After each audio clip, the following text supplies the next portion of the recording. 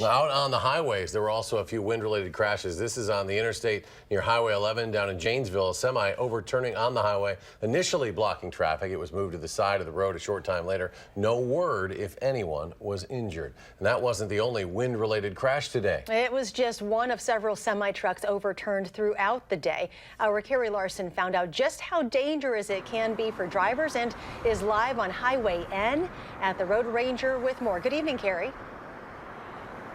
Hi, Eric and Charlotte. Well, for all of us driving out here today, it's more than likely that our cars are seeing a little bit of movement as we were driving. But imagine being inside one of these big semis today with those 30, 40+ mile-an-hour winds. Drivers I talked to today said it was a pretty scary day to be on the roads.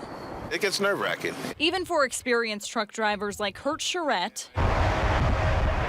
conditions like this make it hard to get around. Rough, very rough. And having a light semi-truck and the speed, wasn't a good combination for changing lanes. Kurt says he has concerns, especially after seeing fellow drivers end up like this. Because I know it can happen, and it happens that fast, and you have no control. All you can do is hold on. The worry over safety caused a local truck driving school to shut down their on-the-road training for the day. We don't want to be out there with inexperienced people.